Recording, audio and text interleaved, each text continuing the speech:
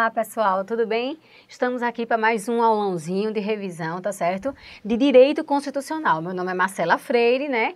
E a gente está aqui, para resolver hoje algumas questões com relação ao assunto administração pública. Aí você deve estar perguntando, mas professora, não é um aulão de constitucional? Como é que a senhora vem da administração pública? Não é direito administrativo? Não, tá? Preste atenção, a gente vai falar da parte da administração pública que consta no texto constitucional e que é cobrado frequentemente em provas de direito constitucional, como vocês percebem se vocês resolverem questões de prova, tá certo? Então vamos lá falar um pouquinho deste tratamento constitucional da administração pública. E aí, eu trouxe uma primeira questãozinha que é do CESP 2013 do Ministério da Saúde, do cargo de bibliotecário. O enunciado disse o seguinte: julgue os itens seguintes a respeito do Estatuto Constitucional da Administração Pública. Então, nós vamos ver se o nosso item está verdadeiro ou falso, certo? Vejam, o item disse o seguinte: os servidores concursados para cargo de provimento efetivo serão considerados estáveis após 2 anos de efetivo exercício no cargo. E aí, gente, essa questãozinha está verdadeira ou está falsa? Vejam só, o que a prova está exigindo de você aqui é o conhecimento do tempo necessário para o servidor que passa num concurso para provimento efetivo, de cargo de provimento efetivo, o tempo que ele precisa para se tornar estável. E a gente tem esse regramento, minha gente, no artigo 41 da nossa Constituição Federal.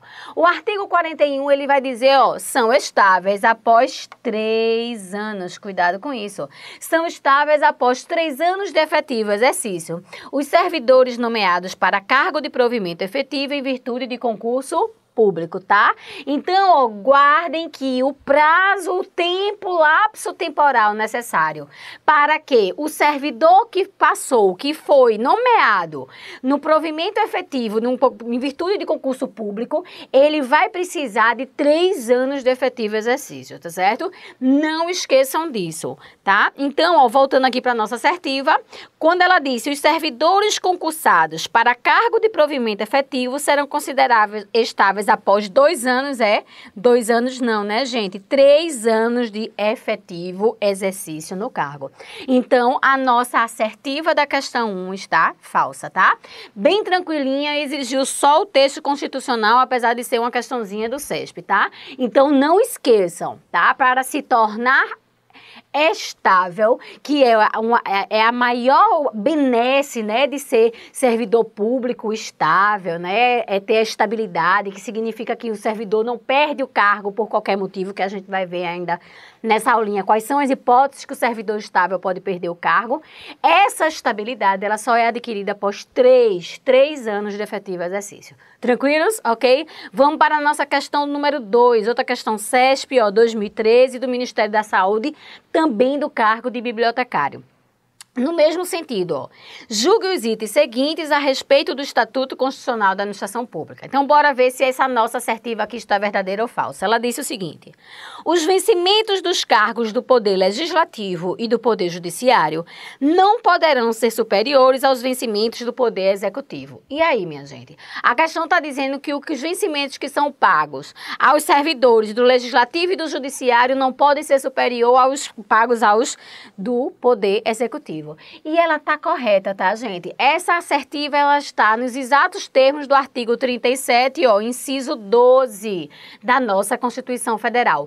Quando a Constituição diz, olha, os vencimentos dos cargos do Legislativo e Judiciário não poderão ser superiores aos pagos pelo Poder Executivo. Gente, isso é para ver uma equiparação, um equilíbrio, tá? Então, quem é do Legislativo e quem é do Judiciário não pode receber superior a quem recebe do Executivo. Então, a nossa assertivazinha da questão número 2, tranquilíssima, quando ela diz que os vencimentos dos cargos do Legislativo e do Judiciário não podem ser superiores aos vencimentos do Poder Executivo, ela é uma questão que está toda verdadeira, tá correta. Tranquilos? Então, guarde aí essa equiparação de vencimentos entre o Legislativo, o Executivo e o Judiciário, tá? Vamos para a nossa questão 3. Outra questão CESP 2013, também do Ministério da Saúde, do cargo de bibliotecário. Da mesma forma, julgue os itens seguintes a respeito do Estatuto Constitucional da Administração Pública. Bora lá, nossa assertiva disse o quê?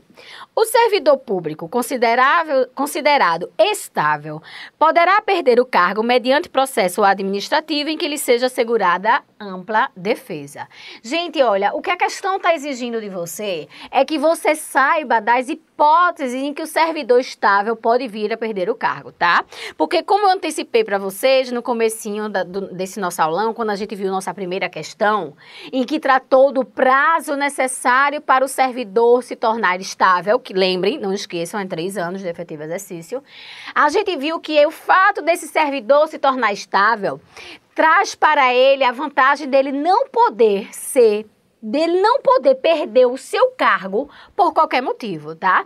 Ou seja, o servidor estável, disse a Constituição no artigo 41, parágrafo 1º, ó, o servidor estável, ele só perderá o seu cargo em 3 situações, guardem isso, tá? Servidor estável só pode perder o seu cargo nessas 3 situações que estão no parágrafo 1º do artigo 41. Quais são? Vocês precisam saber, gente, isso cai direto em prova. Primeiro, ó, em virtude de sentença judicial transitada em julgado. Cuidado com isso, tá? A sentença judicial, a sentença do juiz que pode gerar a perda do cargo do servidor efetivo, tem que ser uma sentença que está transitada em julgado, ou seja, uma sentença imutável, imodificável, que não pode ser modificada, tá certo? Então, a primeira hipótese em que o servidor estável pode perder seu cargo, sentença judicial transitada em julgado. Segunda hipótese, ó, mediante processo administrativo. Agora, cuidado, esse processo administrativo tem que ter assegurada a ampla defesa. Então, ó, segunda hipótese em que o servidor estável pode perder seu cargo por um processo administrativo. Agora, veja, ele só perde seu cargo, o servidor estável, por meio de processo administrativo se tiver sido assegurada a esse servidor a sua ampla defesa. Tranquilos? E terceira e última situação que o servidor estável pode perder o seu cargo, ó, cuidado, é mediante o procedimento de avaliação, ó, periódica de desempenho na forma de lei complementar, assegurada ampla defesa também, tá? Então, vejam, a terceira situação que o servidor estável pode perder seu cargo é quando ele não passar pela chamada avaliação periódica de desempenho, tá? Ele não foi aprovado, ele é reprovado na sua avaliação periódica de desempenho. Minha gente, cuidado aqui, deixa eu chamar a atenção de vocês para uma coisa. Quando a gente fala em avaliação de desempenho, nós temos 2 espécies de avaliação na Constituição. Cuidado com isso, tá? Quando a Constituição, aqui na parte que fala da administração pública, fala da avaliação de desempenho do servidor, nós temos a avaliação especial de desempenho e nós temos a avaliação periódica de desempenho. Então, guardem, a avaliação especial e avaliação periódica. Vejam que aqui o artigo 41, parágrafo 1º, inciso 3, disse que a hipótese que pode gerar perda do cargo do servidor efetivo é a não aprovação na avaliação, ó, periódica, avaliação periódica de desempenho e não na avaliação especial. E cuidado, minha gente, que as provas colocam muito isso. Vocês vão colocar uma coisa na cabeça de vocês a partir de agora. Ó, você vai guardar o seguinte, falou em perda do cargo, P de perda, você vai lembrar que a avaliação que pode gerar essa perda desse cargo do servidor efetivo é a avaliação periódica, P de perda, P de periódica. A avaliação especial, ela é utilizada para ser atribuída à estabilidade, ó, é de especial, avaliação especial, é de estabilidade, tá certo? Que é, no caso, só a gente fazendo um parêntese, que é importante também para a prova, é que quando o servidor completa aqueles 3 anos de efetivo exercício para se tornar estável, não é só o fato dele completar esses 3 anos de efetivo exercício que já torna ele automaticamente estável, tá? Quando ele completa os 3 anos de efetivo exercício, ele tem que passar por uma avaliação especial de desempenho. E se ele passa, tendo completado os 3 anos de efetivo exercício, passa pela avaliação especial, ele se torna estável, tá certo? Então não confundam, vejam. A avaliação que pode gerar perda do cargo do servidor efetivo, P de perda, é a avaliação periódica, tá? A avaliação especial, ela não gera a perda do cargo, tá certo? A reprovação na avaliação especial de desempenho, ela não gera a perda do cargo. Essa avaliação especial, ela vai acontecer para o servidor se tornar estável. Tranquilos? Então, ó, guardem essas 3 situações de que o servidor estável pode perder seu cargo, tá? Só nessas. Primeira, sentença judicial transitada em julgado. Segundo, processo administrativo, lembre-se, assegurada a ampla defesa. E terceira e última, avaliação periódica de desempenho, também assegurada ampla defesa ao nosso servidor estável. Então, vamos voltar aqui, ó, para a assertiva da nossa questão 3, para ver se ela está verdadeira ou falsa, ó. Ela disse o quê? O servidor público considerado estável poderá perder o cargo mediante processo administrativo em que lhe seja assegurada ampla defesa. E aí, tá verdadeiro ou tá falso, gente? Correto, né? Uma das 3 é o processo administrativo, ó, assegurada ampla defesa. Então, ó, a nossa assertiva da questãozinha de número 3, ela está toda verdadeira, ela está correta, tranquilos? Não esqueçam dessas 3 situações que o servidor estável pode perder o seu cargo. Tranquilos?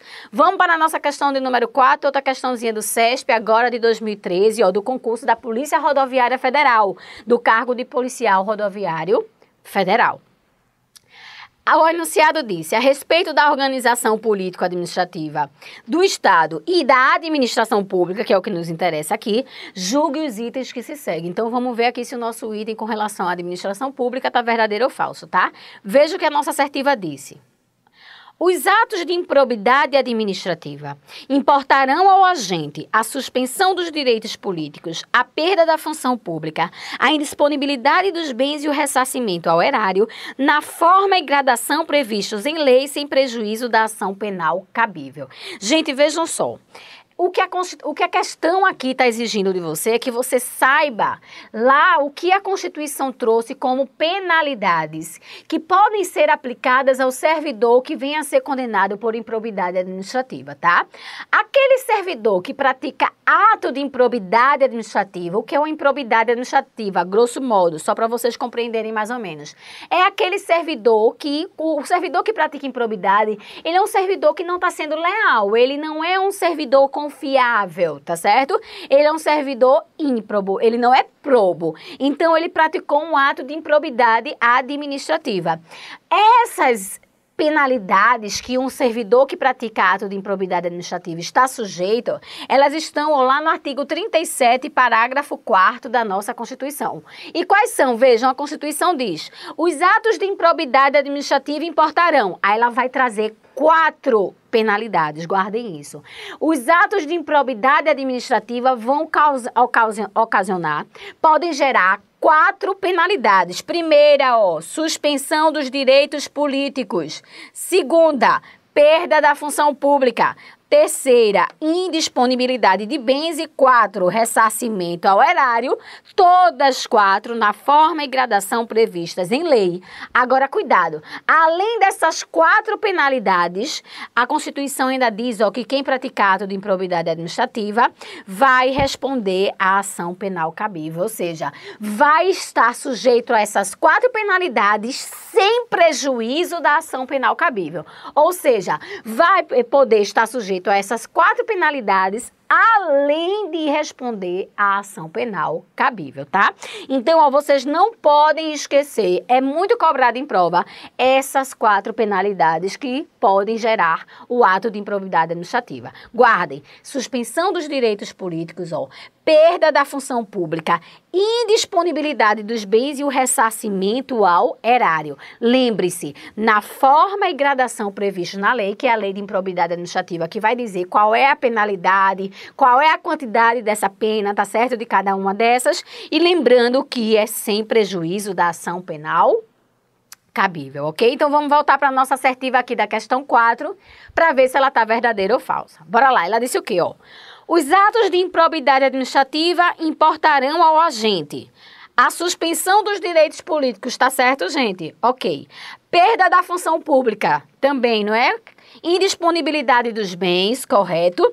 E o ressarcimento ao erário, ok? Ó, na forma e gradação previstos em lei, sem prejuízo da ação penal cabível, ou seja, além de responder pela ação penal cabível. Então, ó, a assertiva da nossa questão número 4, ela está toda correta, ela está verdadeira, ela está nos exatos termos da nossa Constituição. Tranquilos? Então, cuidado, ó, com essas 4 penalidades que o ato de improbidade administrativa pode importar, pode gerar, tá certo? Elas sempre estão caindo em questão de concurso. Tranquilos? Bora lá responder mais uma questão, nossa questão de número 5, também do CESP 2013, ó, do concurso do Ministério Público do MPOG, né? No que se refere à organização político-administrativa do Estado e à administração pública, que é o que nos interessa, julgue os itens a seguir. Então, vamos julgar aqui nosso itemzinho se está verdadeiro ou falso. Olha o que ela disse. As verbas de caráter indenizatório deverão ser consideradas para efeito de cumprimento do teto constitucional remuneratório dos servidores públicos. Gente, vejam só, o que a questão está exigindo de vocês é o seguinte, que vocês conheçam, que vocês saibam que o servidor público tem na Constituição Federal um teto que é imposto como limite da sua remuneração. A Constituição traz esse limite, esse teto remuneratório do funcionalismo público. Lá no artigo 37, inciso 11, quando a Constituição ela diz, ó, que o exercente de qualquer cargo, função, emprego na administração pública, direta, indireta, enfim, no geral, ninguém pode receber mais do que o subsídio mensal pago em espécie a quem? Aos ministros do STF.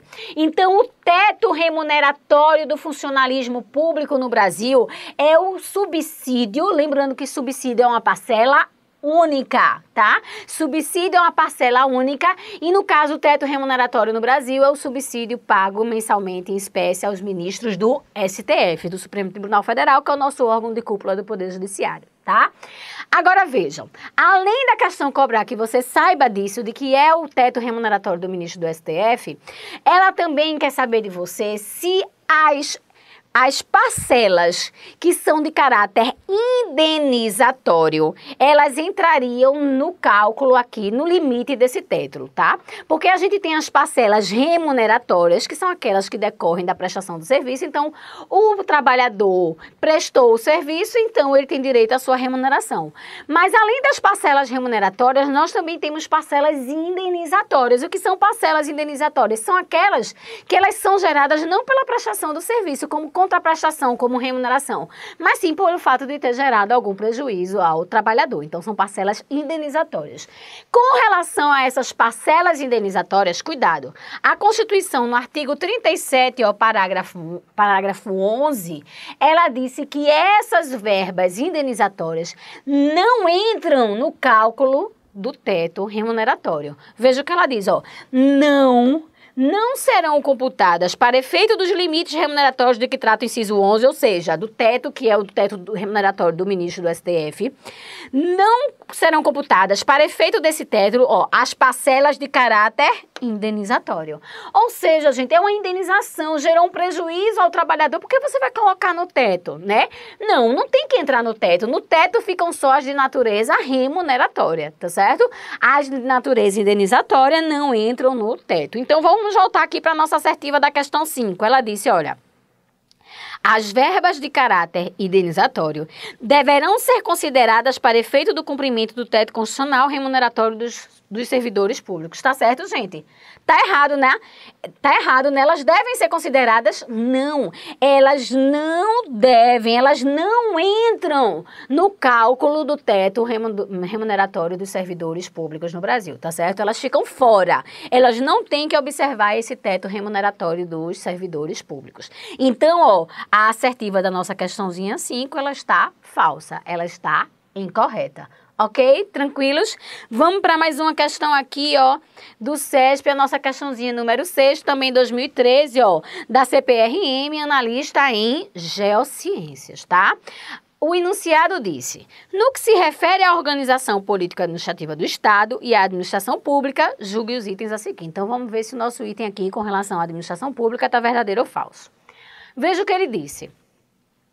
Embora os estrangeiros não gozem de direitos políticos, a Constituição Federal de 1988 previu para estes a possibilidade de acesso a cargos, empregos e funções públicas. Vejam, o que é que a assertiva está dizendo? Ela está dizendo, olha, apesar dos estrangeiros não terem direitos políticos no Brasil, eles têm direito ao acesso a cargos, empregos e funções públicas. E aí, gente? Vejam só, realmente, tá? A Constituição, lá no artigo 14, parágrafo 2º, que aqui, na verdade, é um assunto de direitos políticos, mas a questão mesclou aqui. Lá no artigo 14, parágrafo 2º, a Constituição diz que não podem se alistar como eleitores os estrangeiros. Tá certo? Estrangeiro é inalistável, né? Vocês estão lembrados disso. Então, ó, ele não exerce direitos políticos. Estrangeiro no Brasil não pode ser eleitor, não pode votar. Ele é inalistável, ele não exerce a sua cidadania com relação às eleições. Mas vejam, apesar disso, a Constituição, no artigo 37, inciso 1º, ela disse, olha, os cargos, empregos e funções públicas são acessíveis a brasileiros que preenchem os requisitos em lei, assim como aos estrangeiros, na forma da lei. Percebem? Então, vejam o que foi que a Constituição fez, então. Ela disse, olha, apesar dos estrangeiros não possuírem capacidade eleitoral, ou seja, não exercerem direitos políticos no Brasil, eles têm a possibilidade de ocupar cargos, empregos e funções públicas. Por quê? Porque a Constituição diz que cargos, empregos e funções públicas no Brasil são acessíveis tanto a brasileiros quanto a estrangeiros. Cuidado com isso, tá? As provas adoram dizer que os cargos, empregos e funções públicas no Brasil só são acessíveis a brasileiros. Não, a estrangeiros também, ó, na forma da lei. Tranquilos? Então vamos voltar aqui para a nossa questãozinha, a nossa assertiva da questão 6. Ela disse, ó, embora os estrangeiros não gozem de direitos políticos, não é isso? Embora eles não gozem de direitos políticos, a Constituição Federal de 1988 previu para estes, ou seja, para os estrangeiros, a possibilidade de acesso a cargos, empregos e funções públicas. Tá certo, né, gente? Apesar deles não gozarem de direitos políticos, eles têm a possibilidade de ter acesso a cargos, empregos e funções públicas. Então, a nossa questão 6, ela tá verdadeira. Tranquilo? E para a gente terminar o nosso simuladozinho, o nosso aulão aqui de administração pública, vamos para a nossa última questão, tá? Questão CESP, 2013, do IBAMA, analista administrativo. O enunciado disse o seguinte, acerca da administração pública e dos servidores públicos, julgue os itens subsequentes. Então, bora lá, vamos ver se nosso itemzinho aqui está verdadeiro ou falso, tá? Olha o que ele disse. O servidor público que foi eleito para o cargo de vereador deverá ficar afastado de seu cargo, emprego ou função. Vejam só, gente, outro ponto muito, mas muito cobrado mesmo, em questões de concurso, no que envolve a administração pública na Constituição, é com relação à possibilidade de servidor público exercer mandato eletivo. Tá? Então, ó, cuidado. Primeira informação, servidor público pode sim exercer mandato eletivo. Gente, o fato do servidor público exercer mandato eletivo não gera a ele a penalidade de perda do seu cargo, emprego ou função. Guardem essa informação. Tem questão que gosta de colocar que o servidor público não pode exercer mandato eletivo e se ele o fizer, ele perderá seu cargo, emprego ou função. Não, tá? Primeira informação que eu preciso que vocês guardem é que ele pode sim exercer um mandato eletivo.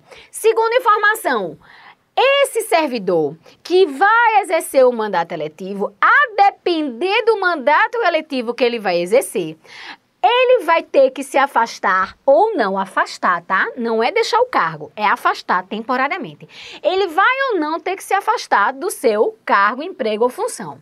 E como é que a gente sabe então, professora, quando ele tem que se afastar ou não? A Constituição tratou disso, tá? E eu fiz um esqueminha para vocês aqui, ela tratou isso no artigo 37. Ela disse, olha, o servidor público da administração, no exercício de mandato eletivo, ele vai ou não precisar se afastar. O que é que você vai levar em consideração para dizer se ele precisa se afastar ou não? O tipo do mandato que ele está exercendo, que ele vai exercer. Como assim, professora? Bora lá. Se o mandato eletivo que ele vai exercer é um mandato eletivo federal, estadual ou distrital. Se o mandato eletivo que esse servidor vai exercer é um mandato eletivo federal, estadual ou distrital, o servidor, ele tem que se afastar, ele se afasta do seu cargo, emprego ou função. Ou seja, se esse servidor, ele se eleger e for exercer um mandato eletivo federal, estadual ou distrital, ele não perde, lembre-se disso, ele não perde seu cargo, emprego ou função, mas ele vai ter que se afastar. Enquanto ele estiver no exercício daquele mandato eletivo federal, estadual ou distrital, ele vai ter que ficar sem exercer o seu cargo, emprego ou função, ou seja, ele se afasta.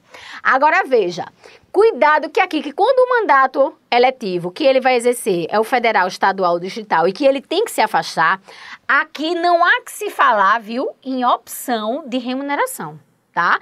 Veja, ele se afasta e pronto. Se ele se afasta do cargo, emprego ou função, para exercer o mandato, ele vai receber só pelo mandato eletivo, tá certo? Agora vejam, se este mandato eletivo que esse servidor vai exercer for um mandato eletivo municipal, aí, nós podemos ter duas situações. Se o mandato eletivo municipal que ele vai exercer é o de prefeito ou de vereador. Se for o mandato municipal de prefeito, aí a Constituição diz, olha, esse servidor que vai exercer o mandato eletivo de prefeito, ele tem que se afastar também, assim como aqui em cima, no federal, estadual ou distrital. O servidor que vai exercer mandato eletivo de prefeito, ele tem que se afastar do seu cargo, emprego ou função. Agora vejam aqui a diferença.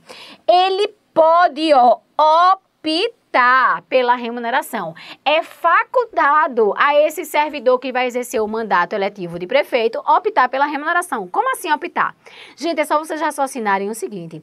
Tem muitos municípios que são municípios pobres e o que eles podem pagar para o seu prefeito é uma quantidade que não é uma quantidade razoável, a remuneração dele não é razoável. Então, o que acontece? Esses servidores que passam a exercer o mandato eletivo de prefeito, vejam, eles se afastam, tá? Eles não vão ficar exercendo ao mesmo tempo o seu cargo, emprego ou função e o mandato de prefeito. Ele tem que se afastar do seu cargo, emprego ou função, mas ele pode optar, porque pode ser que a remuneração do cargo, emprego ou função dele seja maior do que a do mandato eletivo. Tá certo? Então, vejam, ele sendo prefeito, esse servidor, ele se afasta do cargo, emprego ou função, mas ele pode optar pela remuneração, tá certo? E, por fim, se o mandato que esse servidor for exercer for um mandato municipal de vereador agora, vereador, aí você vai levar o que em consideração? Se há ou não compatibilidade de horário para ele acumular, ou seja, para ele continuar exercendo o seu cargo, emprego ou função ao mesmo tempo que ele exerce o seu mandato eletivo, tá? Então, você vai olhar, tem compatibilidade de horário ou não? Se tiver compatibilidade de horário, a Constituição diz, olha, havendo compatibilidade, não tem problema. Ele vai exercer os dois cargos, o mandato e o cargo, emprego ou função, ou seja, ele não vai precisar se afastar do seu mandato, emprego, do seu cargo, emprego ou função. Ele vai exercer os dois simultaneamente e, lógico, se ele vai exercer os dois, ele pode, receber pelos dois. Tá certo? Então, se houver compatibilidade no caso do mandato de vereador, esse servidor vai poder continuar exercendo o seu cargo, emprego ou função enquanto ele exerce o mandato eletivo, os dois ao mesmo tempo, e ele pode receber pelos dois. Agora, se esse mandato de vereador que esse servidor vai exercer não gera compatibilidade de horário, não havendo compatibilidade de horários, aí você vai aplicar a este servidor que vai exercer esse mandato eletivo de vereador sem compatibilidade de horário, a mesma regra do prefeito. Qual é a regra do prefeito que a gente viu aqui? Afasta do cargo, emprego ou função, mas pode, optar pela remuneração. Tá certo? Então, vocês têm que ter bem em mente isso, tá, gente? Primeira informação, como eu já disse a vocês, servidor público pode exercer mandato eletivo. Não gera a perda do seu cargo, emprego, função. A depender do cargo, ele pode vir precisar se afastar temporariamente enquanto ele exerce o mandato. E aí, o que é que você vai fazer para lembrar se ele precisa ou não afastar? Se o mandato for um mandato eletivo federal, estadual, distrital, ele tem que se afastar, não tem opção. Ele se afasta, além de opção, não ter opção de se afastar ou não, ele também não tem opção da remuneração. Ou seja, quando ele se afasta do seu cargo, emprego ou função para exercer o mandato eletivo federal, estadual, distrital, ele só vai receber pelo exercício do mandato eletivo federal, estadual, distrital. Ele não vai ficar recebendo a remuneração do cargo, emprego ou função que ele está afastado. Agora, se esse mandato eletivo for um mandato eletivo municipal, aí você vai ver, é de prefeito ou de vereador? Prefeito. Se for de prefeito, ele também se afasta, não tem a opção de ver se pode ou não se afastar, se há compatibilidade ou não, não. Assim como o mandato eletivo federal, estadual, distrital, o mandato de prefeito, ele tem que se afastar do seu cargo, emprego ou função. Mas qual é a diferença? Aqui ele pode optar pela remuneração do seu cargo, apesar de estar afastado dele. E se não for o cargo de prefeito, for o cargo de vereador, aí o que é que você vai analisar? Tem compatibilidade de horário? Porque se houver compatibilidade de horário, ele vai poder exercer os dois, o seu cargo, emprego ou função e o seu mandato eletivo. E assim sendo, havendo compatibilidade e ele podendo exercer os dois, ele vai receber pelos dois, tá certo? E não havendo, no caso do mandato de prefeito, não havendo compatibilidade de horário, ele então vai ter que se afastar do seu cargo, emprego, função, para exercer o mandato, só que, igual o prefeito, ele pode optar pela remuneração. Tranquilos? Não esqueçam disso, minha gente. Isso é muito cobrado em prova. Vamos voltar aqui para a nossa questãozinha 7 para a gente ver, então, se ela está verdadeira ou falsa. Veja, o servidor público que foi eleito para o cargo de vereador deverá ficar afastado de seu cargo, emprego ou função? E aí, gente? Vereador, ele deve ficar afastado de cargo, emprego ou função? Deve? Não, né? Vai depender se tem incompatibilidade de horário ou não. Não é uma obrigatoriedade ele se afastar do cargo, emprego ou função. Vai ver, depende se tem compatibilidade de horário. Se tiver compatibilidade de horário, ele não precisa se afastar. Tendo incompatibilidade, ou seja, não havendo compatibilidade, ele tem que se afastar realmente, mas lembrando que ele pode optar pela remuneração, tá? Então, a nossa assertiva da nossa questãozinha 7, ela está falsa, ela está incorreta, porque vereador não necessariamente ele tem que se afastar.